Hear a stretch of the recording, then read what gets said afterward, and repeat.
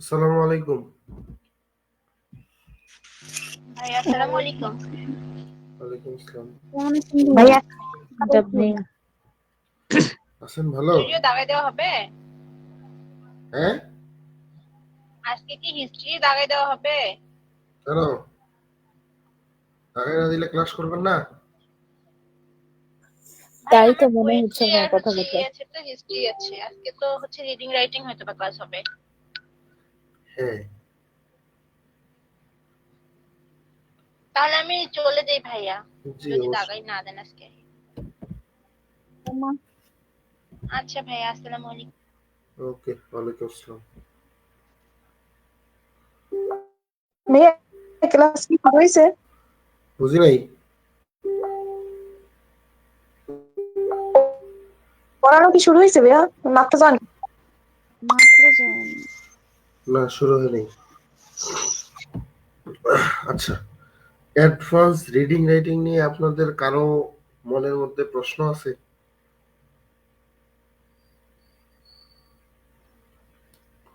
পুরা সাবজেক্টটাকেই কেন জানি ভয় ভয় লাগে ভাইয়া। সেকেন্ড ইয়ারের মধ্যে সব থেকে যদি ইজি সাবজেক্ট, ইজি বিষয় কোনোটা থাকে, তাহলে সেটা হচ্ছে অ্যাডভান্স রিডিং রাইটিং।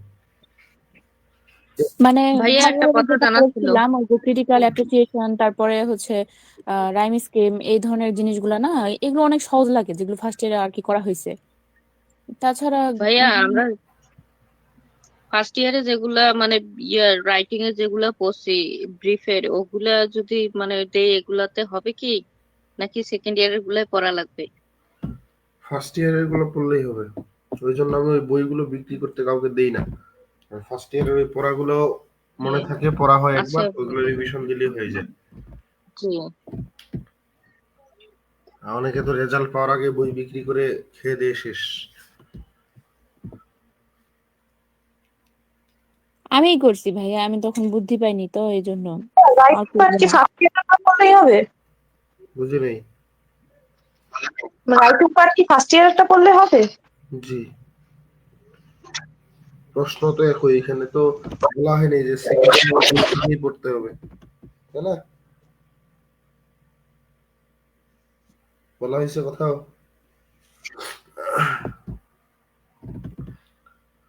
ওকে, মেয়ে আসলে দুইটা বই মিলাই একটা সাবজেক্টের মধ্যে ঢুকছে তো, যার কারণে মাথা একটু ঘোলায় যায়। কিন্তু গোলানোর কিছুই নেই, কারণ হচ্ছে রিডিং পার্টটা এখানে খুবই ইজি। এখানে এই যে যেমন পার্ট সি আছে, পার্ট সি রিডিং পার্টটা থেকে মাত্র 2টা প্রশ্নের অ্যান্সার করতে হয়। হ্যাঁ, এটাই ভাইয়া যেখানে সহজ লাগে। 6টা প্রশ্নের অ্যান্সার দিতে বলা হবে সামনে সামনে লিখে সেখানে কি আসলেও, ততটাই সামনে লিখে অ্যান্সার দিতে আসলেও হবে? 6, 7, 8, 10 পাওয়া যায় 2টা প্রশ্নে। 20-এর মধ্যে 10, 12 পাওয়া যায় যদি একটু ভালো। ভাইয়া বইটার অ্যান্সার অনেক ছোট এগুলার। আপনি ফার্স্ট ইয়ারে পরীক্ষা দেন নাই? দিয়েছিলাম তো ভাইয়া। ফার্স্ট ইয়ারে কি বড় করে লিখছেন না ছোট করে লিখছেন? 3 পেজ করে, 2.5 পেজ 3 পেজ করে লিখছিলাম। রিডিং স্কিল জি ভাইয়া। সামারিটা লিখছেন 3 পেজ?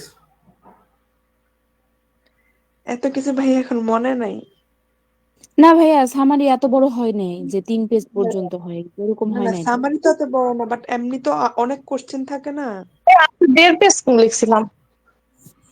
রেজাল্ট, সামারি তো 1 থেকে 1.5 পেজ কার এরকম রেজাল্ট ছিল। কেমন আসছে রিডিং স্কিলে? ভাইয়া আমার বি প্লাস। ভাইয়া আমারও ওইরকম আসছে। ওই রকম বলতে আমারও মানে এরকম বি, হচ্ছে। মানে ভাইয়া যতদূর খারাপ খেয়াল হচ্ছে বি অথবা বি প্লাস এরকম, কিন্তু এ বা এ প্লাস আসে নাই। এ প্লাস এ পাওয়া ইংলিশ ডিপার্টমেন্টে পসিবল না। দেয় না কেন ভাইয়া? ভালো লাগলেও দেয় না। আপনার হাতের লেখা ফার্স্ট ক্লাস লাগবে, পাবে না তা না, পাবে, পায়, এরকম তো না যে পায় না। অবশ্যই কেউ না কেউ পাইছে, এরকম আছে। আমার দেখাই আছে এ প্লাস পাইছে। রিডিং স্কিল এ প্লাস পেয়েছি, ইমপ্রুভ দিয়ে এ প্লাস পেয়েছি। ভাই ইমপ্রুভে তো বি প্লাসের বেশি দেয় না। ওটা ভুল ধারণা। ওই যে যখন ইয়ে করতে গেছিলাম অনেকেই বলছিল, আর তখন একটা ইয়েতে লেখা আছে নাকি ইমপ্রুভে বি প্লাসের বেশি দেওয়া হয় না। ওটা এখানে লেখা থাকে। ভাইয়া রাইটিং যে পার্ট 2 তে যে শর্ট কোয়েশ্চেন মেন বইয়ে 10টা প্রশ্ন আছে, আমরা কি 10টা প্রশ্নই পড়বো? কোথায় মেন বইয়ে 10টা প্রশ্ন আছে? অ্যাডভান্স রিডিং এর রাইটিং বইয়ের ভিতরে শর্ট কোয়েশ্চেন, মানে ওই যে হোয়াট ইজ প্লাজিয়ারিজম, তারপর হচ্ছে ব্রেন স্টর্মিং, এগুলো 10টা প্রশ্ন আছে। সাজেশন দেয়নি যে ভাইয়া? এই 10টাই তো দিছে। আমি রিডিং এর তো পাই নাই। এগুলা অ্যান্সার করার দরকারও হয় না। অ্যান্সার করবেন হচ্ছে ভয়েস, টোন, ফর্ম, এই প্রশ্নগুলো, author's position, audience audience purpose. Purpose, এইগুলোর অ্যান্সার করবেন। এটা কোন পার্টে? আচ্ছা ভাইয়া, কারণ ওগুলো হচ্ছে পার্ট ইজি। বিতে রাইটিং পার্টের জন্য ওগুলোতে মানে পুরো মার্ক পাওয়া যায়, খুবই সহজ ভাবে লিখতে হয়, ছোট্ট 2-4 লাইন লিখলেই ফুল মার্ক পাওয়া যায়। আর reading part A part B তো প্যাসেজ ফার্স্ট ইয়ারের মতোই। এখানে একটা সুবিধা আছে, রিডিং পার্ট এতে হচ্ছে ওই কোনো ধরনের সিনোনিম এইসব কিছু আসে না, 5টা প্রশ্ন থাকে, 5টা অ্যান্সার করতে হয়।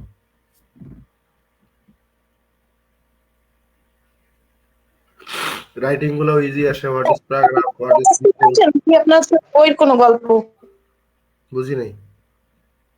5টা কোশ্চেন কি প্যাসেজ থেকে আসে? জি, ফার্স্ট ইয়ারে পরীক্ষা দেন নাই, সেম তো, একই তো, পার্থক্য নাই তো। ফার্স্ট ইয়ারে রিডিং পার্ট এটা যেমন ছিল ঠিক সেই রকমই প্রথম যে 5টা প্রশ্ন ছিল সেই 5টা প্রশ্ন এখানেও থাকবে, প্যাসেজের ভিতর থেকেই তো সব ছিল। আর পার্ট বি হচ্ছে আনসার একটা পোয়েম থাকবে, সেই পোয়েম থেকে সরি আনসার একটা প্যাসেজ থাকবে, সেই প্যাসেজ থেকে অ্যান্সার করতে হবে। তো অ্যান্সার করতে হয় কয়টা? রিডিং থেকে কয়টা দিতে হয়, রাইটিং থেকে কয়টা দিতে হয়?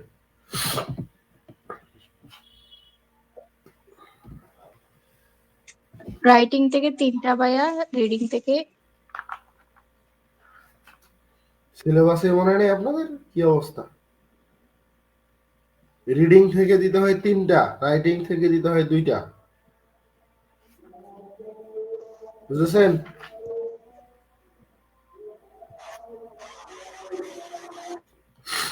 বুঝতে পারছেন আমার কথা? জি ভাইয়া রিডিং থেকে 2টা প্রশ্ন দিতে হয়, প্রশ্ন থাকে ভাইয়া। 4টা। প্রশ্ন থাকে 4টা, 4টা থেকে দিতে হয় 2টা। খুবই ইজি ইজি কোশ্চেন থাকে। যেমন একটা রাইটিং এ একটা প্রশ্ন থাকে হচ্ছে আপনার ওই যে অডিয়েন্স পারপাস, যেমন standard of education in Bangladesh, এটার অডিয়েন্স কারা, পারপাসটা কি লেখা থাকে। অডিয়েন্স হচ্ছে স্টুডেন্ট, পারপাস হচ্ছে টু ইনফর্ম। এখন স্টুডেন্টদেরকে ইনফর্ম করতে হচ্ছে, বলছে যে শিক্ষার্থীদেরকে ইনফর্ম করেন এডুকেশন সম্পর্কে, স্ট্যান্ডার্ড অফ এডুকেশনটা কি বাংলাদেশে সেটা সম্পর্কে। তাহলে ইনফর্ম করতে বলছে, এখন কয়টা সেন্টেন্সে লিখতে হয় সেটাও লেখা থাকে, 5টা সেন্টেন্স লিখতে বলছে। এখন এই টপিক সম্পর্কে আপনার যদি জানা থাকে তাহলে ইজি, আপনার শিক্ষার্থীদের আপনি ইনফর্ম করবেন কি বিষয়ে, standard of education in Bangladesh, এই টপিকের উপর 5টা সেন্টেন্স লিখবেন, শেষ। বুঝতে পারছেন? তারপর একটা থাকে ফর্ম, ভয়েস, স্টাইল।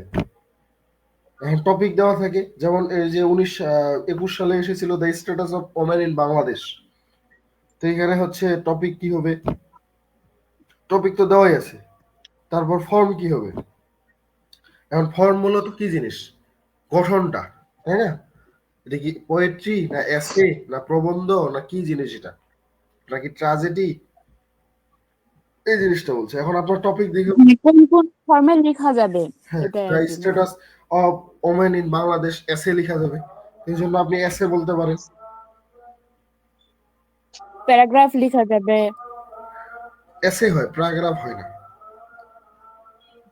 লিখলে যে ভুল হবে তা না, সেটাও হবে, তবে এখানে মূলত এসেই লেখা উচিত। এখন এরপরে লিখতে হবে স্টাইল। স্টাইলটা কি হবে, স্টাইলটার কথা যেটা বলছে যে the status of women in Bangladesh, এই টপিকের স্টাইলটা কি হয়, আপনি যখন একটা এসে লিখবেন সেটা কি ইনফর্মাল ওয়েতে লিখতে পারবেন? ফর্মাল ওয়েতে লিখতে হবে। ফর্মাল ওয়েতে লিখতে হবে, তাহলে অবশ্যই এটা ফর্মাল স্টাইলটা। তারপর হচ্ছে টোন বা ভয়েস। ভয়েস দুই ধরনের হয়, সাবজেক্টিভ, অবজেক্টিভ। এখন আপনি এটা কিসের উপর নির্ভর করে এটা লিখবেন? হচ্ছে অবজেক্টিভ, এখানে আপনি কারণ এটা হচ্ছে ওমেন বা ওমেন স্ট্যাটাসটা সম্পর্কে লিখবেন, তাহলে এখানে অবশ্যই অবজেক্টিভ। অবজেক্টিভ। হ্যাঁ, এই তো শেষ অ্যান্সার।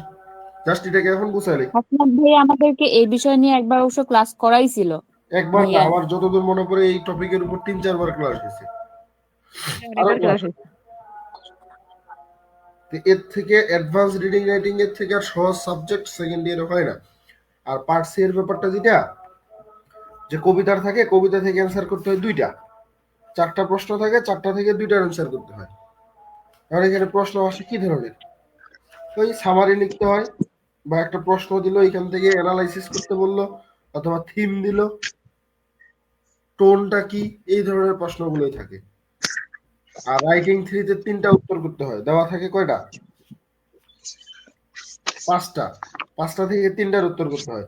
এখানে তার মধ্যে একটা অ্যাম্পলিফিকেশন বা ভাব সম্প্রসারণ আসে, এটা অনেকে ইগনোর করে। এখানে একটা অ্যাপ্লিকেশন আসে, ওই ফার্স্ট ইয়ারে যেমন অ্যাপ্লিকেশন ছিল ঠিক ওই রকমই অ্যাপ্লিকেশন থাকে। একটা প্যারাগ্রাফ থাকবে, একটা এসে থাকবে, ওটা হলো 4টা। আর একটা থাকে হচ্ছে রিপোর্ট, নাহলে নোটিশ, এই টাইপের কিছু একটা থাকে। বুঝতে পারছেন? তো ওই জন্য বললাম যে ফার্স্ট ইয়ারে যদি কেউ reading, advance reading skill, writing স্কিলে ধারণাটা ভালো থাকে, সেকেন্ড ইয়ারে এটা নিয়ে প্যারা খাইতে হয় না। আচ্ছা, ক্লাসটা লাইভে দেওয়া আছে, একটু কি শেয়ার করা যায়? একটু মেনশন করা যায়? আমি তো ভুলে গেছি যে ক্লাস লাইভে দিছি, একটু গ্রুপে শেয়ার দিতে হবে।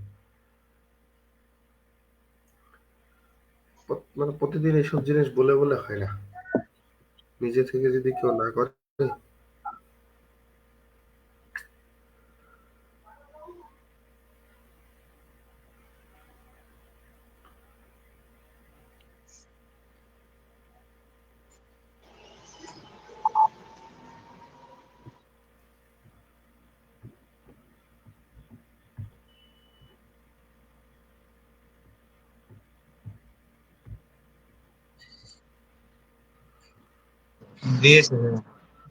আচ্ছা, লাইভের লিঙ্কটা কি শেয়ার করে দিছি আমি সব গ্রুপে?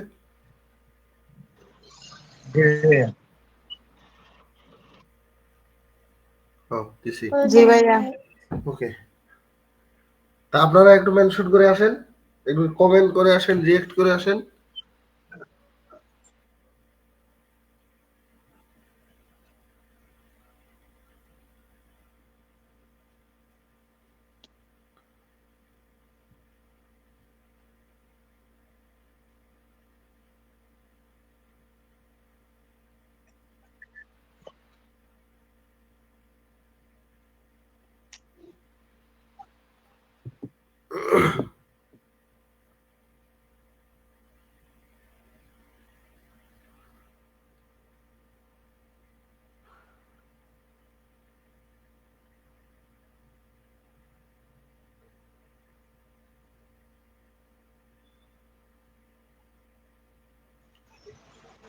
আচ্ছা, সবাই একটু মনোযোগ দেন।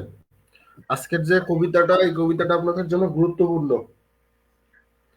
লন্ডন কবিতাটা সংস অফ ইনোসেন্স কবিতার ইনোসেন্স এক্সপেরিয়েন্স।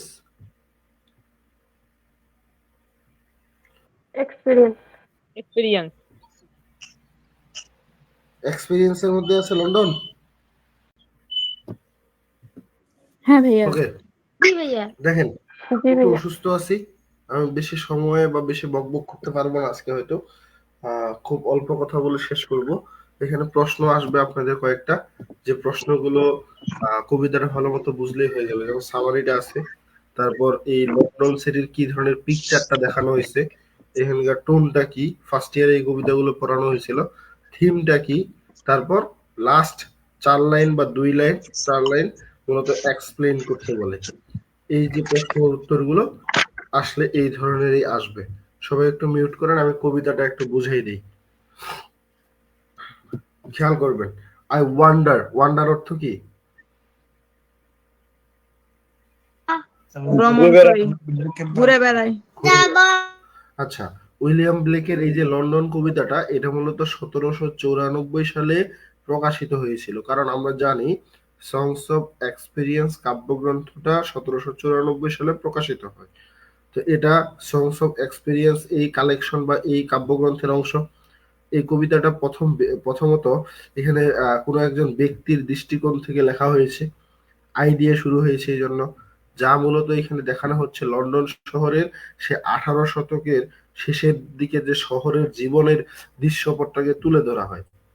এই কবিতাটাতে মোট 4টা স্ট্যান্জা আছে, প্রত্যেকটা স্ট্যান্জায় 4টা করে লাইন আছে, এবং প্রত্যেকটা স্ট্যান্জার যে রাইম স্কিম যদি খেয়াল করেন, এখানে রাইম স্কিমটা দেখবেন এ বি এ বি, এই প্যাটার্নটা অনুসরণ করে। তো এই ব্লেকের এই কবিতায় তিনি লন্ডনের সামাজিক ও অর্থনৈতিক দুর্দশার চিত্র তুলে ধরে মানুষের দুঃখ, অবিচার ও শোষণের প্রতিফলন ঘটিয়েছেন, যা আধুনিক সমাজের বিরুদ্ধে তার সমালোচনার এক শক্তিশালী উদাহরণ হিসেবে তৈরি হয়েছে। তো এই যে আমরা প্রথম স্ট্যান্জায় দেখি, I wonder through is chartered street. Wonder অর্থ ভ্রমণ করা বা ঘুরে বেড়ানো, এলোমেলো ভাবে ঘুরে বেড়ানো। Is chartered street, chartered street অর্থ হচ্ছে মুক্ত খোলা একটা রাস্তা। তো বলা হচ্ছে কবি লন্ডনের রাস্তায় হাঁটার একটা অভিজ্ঞতা বর্ণনা করতেছেন এই কবিতাতে। না নেয়ার where the charter Thames does flow, অর্থাৎ এই যে তিনি যেখানে হাঁটতেছেন এর পাশে দিয়ে মূলত মুক্তভাবে স্বাধীন একটা নদী, যেটা টেমস নদী, এটা বয়ে চলতেছে। And mark in every face I meet, and mark, mark মানে কি? লক্ষ্য করা বা চিহ্নিত করা। ইন এভরি ফেস, প্রত্যেকের মুখমণ্ডল, আই মিট, যাদের সাথে আমার দেখা হচ্ছে। অর্থাৎ তিনি এখানে বলতেছেন এই যে চার্টার শব্দটাতে ব্যবহার করছে প্রথম 2 লাইনে, এই শব্দটা এখানে শুধু রাস্তা এবং নদীকে নির্দেশ করে না, বরং মানুষের উপর আরোপিত নিয়ন্ত্রণ ও শৃঙ্খলাটাকে ইঙ্গিত করতেছে। তো কবি যখন চার্টার স্ট্রিট বা চার্টার টেমস শব্দ ব্যবহার করেন, তখন তিনি বোঝাতে চান যে এই শহর সম্পূর্ণভাবে শৃঙ্খলিত ও সীমাবদ্ধ, সেখানে মানুষের ব্যক্তি স্বাধীনতা নেই। এটা বোঝায় যে মানুষের উপর বিভিন্ন নিয়ম কানুন আরোপিত হয়েছে, যা তাদের প্রকৃত সত্তাটাকে প্রকাশ করতে বাধা দিচ্ছে। বুঝতে পারছেন প্রথম 3 লাইন? জি ভাইয়া। Marks of weakness, marks of woe, অর্থাৎ এই যে marks of weakness and marks of woe শব্দ ব্যবহার করেছেন, তাতে বোঝা যাচ্ছে, আমরা এখানে বুঝতে পারতেছি যে মানুষের মুখে একটা ক্লান্তি, উইকনেস দুর্বলতা, এবং দুঃখের ছাপটা স্পষ্ট। ওই অর্থ হচ্ছে দুঃখ, মার্কস অফ ওই, দুঃখের স্পষ্ট আমরা লক্ষ্য করি দুঃখটাকে। তো প্রত্যেকের চেহারায় যেন জীবনের সংগ্রাম ও বিষণ্ণতার চিহ্ন দেখা যাচ্ছে। এটা শুধু কবির অনুভূতিকে নয়, বরং গোটা শহরের অবস্থাকে প্রতিফলিত করে, যেখানে মানুষ দুঃখ এবং দারিদ্র্যে ভারাক্রান্ত। কবিতার এই প্রথম স্ট্যান্জাটাতে একটি গাঢ়, শক্ত, মর্মস্পর্শী মুডের সূচনা ঘটেছে, যা পরবর্তীতে এটা আরো গভীর হয়েছিল।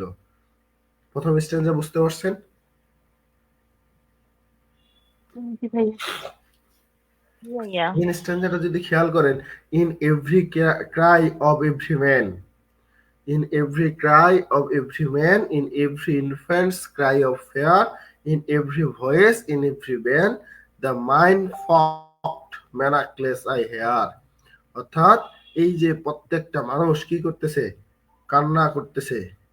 প্রত্যেকটা মানুষ প্রত্যেকের কান্নায়, ইন এভরি ইনফ্যান্টস, প্রত্যেকটা শিশু কান্না করতেছে, অফ ফেয়ার, ভয়ের জন্য, ভয়ার্ত হয়ে কান্না করতেছে। ইন এভরি ভয়েস, প্রত্যেকটা কণ্ঠ, ইন এভরি ব্যান, ব্যান মানে কি? নিষেধাজ্ঞা, অর্থাৎ স্বাধীনতা, বাক স্বাধীনতা মূলত ছিল না প্রত্যেকের। দা মাইন্ড ফকড ম্যারাক্লেস আই হেয়ার, আমি এখানে কি করতে পারতেছি? শুনতে পাচ্ছি যে এই যে মানুষগুলো আছে, যে মানুষগুলো কান্না করতেছে, যে শিশুগুলো ভয়ে আছে, যাদের বাক স্বাধীনতা নেই, এই মানুষগুলোর মনগুলো এখন একেবারে কল্পনার দিক থেকেও নিষেধাজ্ঞায় পড়েছে। অর্থাৎ এই দ্বিতীয় স্ট্যান্ডাটাতে কবি আরো গভীরভাবে সমাজের উপর আরোপিত যে মানসিক শৃঙ্খল ও নিয়ন্ত্রণের কথা তুলে ধরেছেন। কবি প্রত্যেক মানুষের আর্তনাদ, ভয়ের মধ্যে থাকা শিশুর কান্না এবং সমাজের নিষেধাজ্ঞায় এক ধরনের মাইন্ড ফক্ট মেনাক্লেস বা মনের তৈরি শৃঙ্খল শুনতে পান। মাইন্ড ফক্ট মেনাক্লেস বলতে কবি বোঝাতে চেয়েছেন এই শৃঙ্খলাগুলি শারীরিক নয়, বরং মানুষের মন ও চিন্তা ভাবনার উপর আরোপিত হয়ে আছে, যা তাদের স্বাধীন যে চিন্তাগুলো আছে এই চিন্তাগুলোকে বাধাগ্রস্ত করে। বুঝতে পারছেন কি বলছি? কারো কোনো প্রশ্ন আছে এই দুইটা স্ট্যান্ডায়? না ভাইয়া। না ভাইয়া। এরপরে তৃতীয় স্ট্যান্ডাটা খেয়াল করেন, বলা হচ্ছে, মনোযোগ দিবেন, হাউ দ্য চিমনি সুইপার্স ক্রাই। ওই যে চিমনি সুইপার কবিতা পড়েছিলাম, সেই চিমনি সুইপার থেকে এখানে কিন্তু আসতেছে। আচ্ছা, সেকেন্ড স্ট্যান্ডাটা যদি আরেকটু বলি, যেমন এখানে ব্যান কথাটা ছিল, এই ব্যান শব্দটা কি সমাজের বিভিন্ন নিষেধাজ্ঞাকে প্রতিফলিত করে রেখেছে, যা মানুষের স্বাধীনতাকে রুদ্ধ করে রাখে। কবির মতে এই যে শৃঙ্খলাগুলো মানুষের মনের মধ্যে গভীরভাবে গ্রথিত হয়ে আছে, যা সামাজিক নিয়ম, বিধি বা মানসিকতার কারণে তৈরি হয়েছে। কে কি বলতেছেন? আমাকে কিছু বলতেছেন? না বললে একটু মিউট করে রাখেন।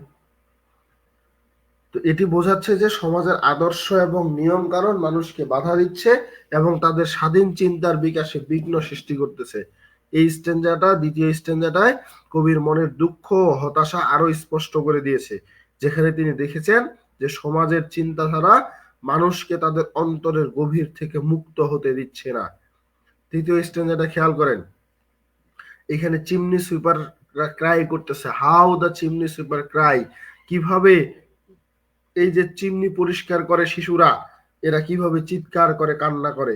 এভরি ব্ল্যাকেনিং চার্চ আপেলস, অর্থাৎ প্রত্যেকটা গির্জা কি হয় যেন একেবারে অন্ধকারে ঢেকে গেছে, এইসব দেখার কেউ নেই। And the helpless soldier sighs, এবং যে সৈনিকরা আহত হয়ে গেছে তাদের ভাগ্য নেই, তারা দীর্ঘ শ্বাস ফেলতেছে, কেন?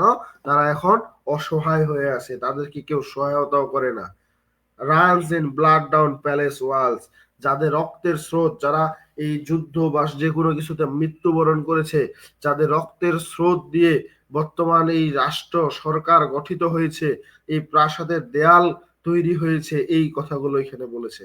অর্থাৎ পুরো স্ট্যান্ডাটা যদি আমরা বুঝতে চাই, তাহলে আমাদের এখানে চিন্তা করতে হবে কবি এখানে সমাজের নিচু শ্রেণীর মানুষের জীবনযাপন এবং ধর্মীয় প্রতিষ্ঠানের ভূমিকা নিয়ে আলোচনা করেছেন। চিমনি সুইপাররা সমাজের সবচেয়ে দরিদ্র শ্রেণীর প্রতিনিধি হিসেবে কাজ করেছে এখানে, যারা ছোট ছোট বাচ্চা এবং যুবকদের দ্বারা সম্পন্ন হতো এই কাজ। এই ধরনের কাজের জন্য এরা সবসময় ময়লা এবং ধোঁয়ায় ঢেকে থাকতো, যা তাদের জীবনের মানকে আরো দুর্বিষহ করে তুলতো।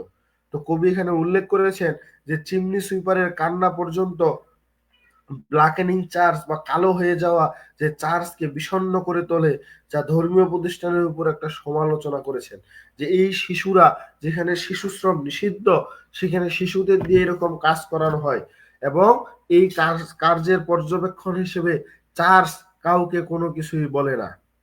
পরবর্তীতে কবি সোলজার সিস, এই সৈনিকদের দীর্ঘশ্বাসের মাধ্যমে সরকার বা রাজশাসক, যে রাজা, সেই শাসকের প্রতি অসন্তোষ প্রকাশ করেছেন। যেমন এখানে ব্লাড ডাউন প্যালেস ওয়ালস, এই বাক্যটা স্পষ্টতই আমাদের বুঝিয়ে দিচ্ছে যে যারা শাসক শ্রেণী, তাদের নিজস্ব বিলাসিতার জন্য সৈনিকদের রক্তপাত ঘটিয়ে থাকে, তাদের আরামের জন্য সাধারণ মানুষের জীবনকে ঝুঁকি নিতে বাধ্য করা হয়, যা একটি দুঃখজনক বাস্তবতা। কবি এখানেও সমাজের উপর আরোপিত অন্যায় ও অসংবেদনশীলতার প্রতি গভীর সমালোচনা করেছেন। বাস্তবতাটাই এমন, ভালো কিছু পাওয়ার জন্য মানুষ অন্যান্য মানুষকে ব্যবহার করে, তাদের রক্তটাকে ব্যবহার করে, কারণ রক্ত না ঝরলে কোনো সংগ্রামে সফল হয় না। বুঝতে পারছেন?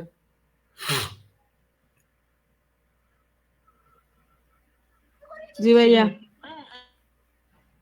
এবং চতুর্থ স্ট্যান্ডাটা যদি খেয়াল করেন, but most through midnight streets I hear, রাস্তার কথা বলতেছে, মিডনাইট মধ্যরাতে এই রাস্তায় কি হয় আমি শুনতেছি, কি শুনতে পাই, হাউ দ্য ইয়ুথফুল হারলোডস কার্স, এই যে কিভাবে করে যুবতী যে পতিতারা আছে এরা কিভাবে অভিশাপে কান্নাকাটি করে বা অভিশাপ্ত হয়, ব্লাস্ট দ্য নিউবর্ন ইনফ্যান্টস টিয়ার, এবং তাদের এই অভিশাপ বিষয়টা, অভিশাপের কথাগুলো একেবারে তাদের যে একেবারে ফেটে পড়ে কাদের কাছে, যে শিশুরা জন্ম নেয়, ইনফ্যান্ট, নিউবর্ন ইনফ্যান্টস, নবজাতক যারা শুধুমাত্র জন্ম নিয়েছে তাদের কান্নায়, and blights with plagues the marriage hearse, অর্থাৎ এই বর্তমানে সমাজে এটা প্লেগের মতো করে একটা মহামারী ছড়িয়ে পড়েছে, কোনটা, এই বিয়ে না করাটা।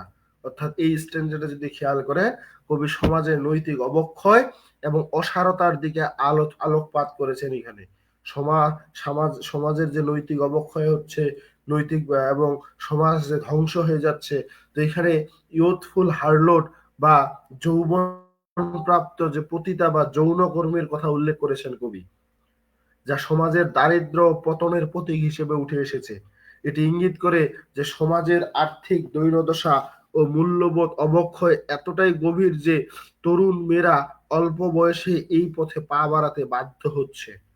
কবি উল্লেখ করেছে যে সেই হারলোড বা সেই যৌনকর্মী বা পতিতা এক নবজাতকের কান্নার প্রতি অভিশাপ দেয়, যা শিশুদের নির্দোষতাকে আঘাত করে এবং সমাজের নিষ্ঠুরতার পরিচায়ক হয়ে দাঁড়ায়। কারণ এই যারা এই ধরনের কাজে হচ্ছে নিজেকে জড়িয়ে ফেলে এবং এদের থেকে কখনো না কখনো সন্তান জন্মদান হয়, এই শিশুরা সমাজের বোঝা হয়ে থাকে। এই শিশুদের সঠিক কোনো পিতৃ পরিচয় থাকে না, পরবর্তীতে তাদের মাতৃ পরিচয়ের অভাব পড়ে যায়, কারণ তাদেরকে সে মারাও গ্রহণ করে না। বুঝতে পারছেন? জি ভাইয়া। তো এই যে কবিতার শেষ লাইনে and blights with plagues the marriage hairs, এই কবি বিবাহের উপর সমালোচনা করেছেন, যেখানে ম্যারেজ হেয়ার্স বা বিবাহ গাড়ি বা মৃত্যু রথ হিসেবে চিন্তা করেছে, বিবাহটাকে মৃত বিবাহ বলছে। এর দ্বারা তিনি বলেছেন বা তিনি এখানে বোঝাতে চেয়েছেন যে সমাজের নৈতিকতা এতটাই নিচুতে নেমে গেছে যে বিবাহ সম্পর্কগুলো আর শুদ্ধ এবং অবিচ্ছেদ্য নয়। কবি সমাজের এই নৈতিক অবক্ষয়ের প্রতি তার গভীর যে বিরোধিতা এইসব প্রকাশ করেছেন, যেখানে একটি শিশুর নির্দোষতা, একটা পবিত্র বিবাহ সম্পর্ককে কলঙ্কিত করা হচ্ছে। এই পতিতাদের জন্য সমাজের সমস্যাটা কি হচ্ছে, তারা স্বার্থের জন্য হোক, অর্থনৈতিকভাবে স্বাবলম্বী হওয়ার জন্য হোক, তারা বিয়ের দিকে না গিয়ে এই ধরনের কাজে যাচ্ছে, এবং এর কারণে যে শিশুটা জন্ম নিচ্ছে, এই শিশুটার যে সরলতা, যে নির্দোষতা, যে নিষ্পাপতা, এটা কিন্তু নষ্ট হয়ে যাচ্ছে, এবং এরাই এই পবিত্র বিবাহটাকে কলঙ্কিত করতেছে।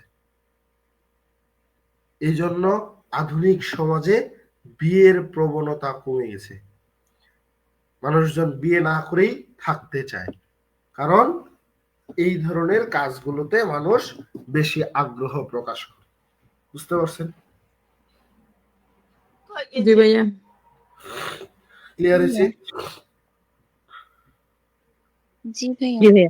এখানে এই সামারিটা আছে, পুরো কথাগুলো আমি যে বাংলায় যে কথাগুলো বলছি এই কথাগুলোকে ট্রান্সলেট করলে এখানে আপনি সাজায় লিখলে এই সামারিটা বুঝতে পারবেন, পড়লেই ওই কথাগুলোকেই খুঁজে পাবেন। এরপর বলছে লন্ডন সিটির যে কি দেখেছে, কি ধরনের ছবিটা ফুটে উঠেছে এই কবিতায়, এটা প্রকাশ করতে বলছে। যা যা কবিতার সামারিটা ছিল সেই কথাগুলোই লন্ডন সিটির পিকচার। ক্লিয়ার? জি ভাইয়া। ভাইয়া বলেন। লাস্ট স্ট্যান্জায় কি হচ্ছে ফিনান্সিয়াল সংকটের কথা বলা হয়েছে? এখানে ফিনান্সিয়াল সংকটের কথা বলা হয়নি, এখানে বিয়ে না করে যে অবৈধ সম্পর্কগুলো তৈরি করা হয় এবং রাস্তায় রাস্তায় হচ্ছে অর্থনৈতিক সমস্যার কথাও আসছে, যেমন হচ্ছে যে মানুষের নৈতিক অবক্ষয় ঘটেছে, টাকার লোভের কারণে এই সব কাজে মানুষ যোগদান দেয়, এবং কেউ কেউ আছে এমনও আছে যে সবকিছুই তার আছে, জাস্ট শারীরিক চাহিদা মেটানোর জন্য এই কাজে আসে, কিন্তু সে বিয়ে করতে চায় না। বিবাহটার কথা বলছে এখানে, পবিত্র বিয়েটাকে, তার যে নৈতিক অবক্ষয়টা ঘটতেছে বিয়ের সমাজের মধ্যে, এই কথাগুলো বলছে। কারণটা হচ্ছে একটা বিয়ে করে সংসার পরিচালনা করা, এটাকে মানুষজন খুব কঠিন চোখে দেখে। ভাইয়া সামারি আলোচনা করা হয়ে গেছে? বুঝি নাই। বলছি সামারি আলোচনা করে ফেলছেন? আপনি কি ক্লাস করেন নাই শুরু থেকে? আমি ছিলাম, কিন্তু একটা সমস্যা হচ্ছে ওই ক্লাস টাইমে যত ফোন আসবে, তাছাড়া আসবে না। সবকিছুই শেষ হয়ে গেছে, ক্লাস রেকর্ড দেখে নিয়ে। আচ্ছা, আর কারো কোনো প্রশ্ন আছে? না ভাইয়া। না ভাইয়া। আমি আজকে খুব কম কথা বলতেছি, কারণ হচ্ছে তারপরে বেশি কথা বলা হচ্ছে। প্রচন্ড কাশতে কাশতে আমার পেটে ব্যথা হচ্ছে। বেশি কথা বললে মানে কাজ আসতে শুরু করে। তারপর আমি ক্লাসটা নিতেই চাই নাই, তারপরে ভাবলাম যে না, সময় যেহেতু দিয়েছি ক্লাসটা নেই। আমি প্রায় বহুদিন ধরে অসুস্থ। ভাইয়া মোনাস 10 ট্যাবলেটটা খান, তাহলে তো কাশি কমবে। টানা 15-20 দিন ধরে রুপাডিন মনাস্টেন 2 বার করে খাচ্ছি দিনে। ভাই আপনি একটু সময় নেন, সমস্যা নেই, আমাদের ক্লাস বন্ধ করে দেন। তো এখন হচ্ছে যে পরিমাণ ঠান্ডা মোনাস্টেন কাজ হয় না। আমি আপনাদের বলি, এই দুইটা প্রশ্ন বুঝতে পারবেন। এরপরে হচ্ছে টোনটা কি হবে। আপনারা যদি খেয়াল করেন, কবি যে কবিতাটা লিখেছে, এই কবিতার মধ্যে মিলানকলিক কথাটা বা সেট, দুঃখ পেয়ে কষ্ট পেয়ে কবিতাটা লিখছে, তার এই টোনটা পাই আমরা। এবং সাথে কিন্তু তিনি সমাজটাকে স্যাটায়ার করছে, ব্যঙ্গ করছে, এই জন্য টোনটা আমরা স্যাটায়ারিকেও লিখতে পারবো। ঠিক আছে?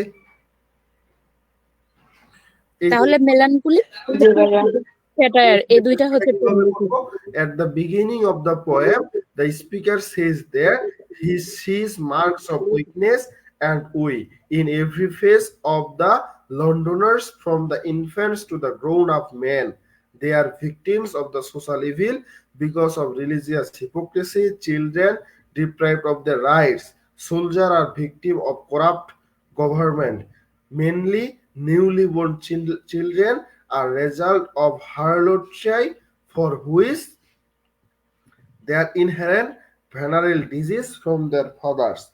Harlotry also ruins the joy of married life. Thus, the tone of the poem is sad and melancholic or satiric. এভাবে আমরা কিন্তু বলতে পারি, বা আরো বিস্তারিত লেখা যায়। ঠিক আছে? ভাইয়া ওই মানে কি? দুঃখ কষ্ট। কষ্ট। এরপর এখানে থিমটা আমরা কি বুঝলাম? সমাজের যে নৈতিক অবক্ষয়, মোরাল ডিকে অফ সোসাইটি, এটাই হচ্ছে এই কবিতার থিম। ঠিক আছে?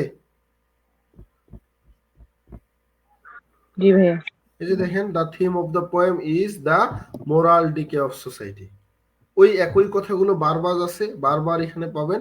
এরপর হচ্ছে লাস্ট 4টা লাইনকে ব্যাখ্যা করতে বলছে, যেগুলো আমি ভেঙে বললাম, কথাগুলো ইংলিশে আছে এখানে।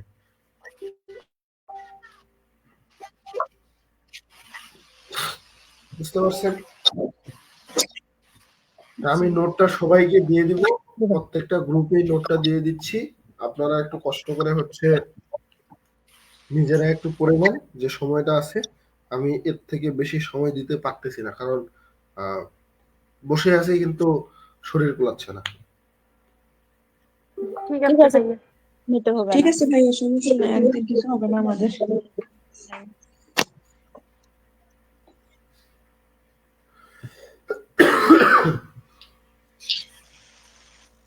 ভাইয়া লিড নিব? হ্যাঁ ঠিক আছে, আমি নোটটা দিয়ে দিচ্ছি আজকে, তাহলে এতটুকুই। এরপরে তখন আরো বিস্তারিত রিডিং, অ্যাডভান্স রিডিং এর যে আরো ক্লাসগুলো আছে তাকে আমারে জানাইবে।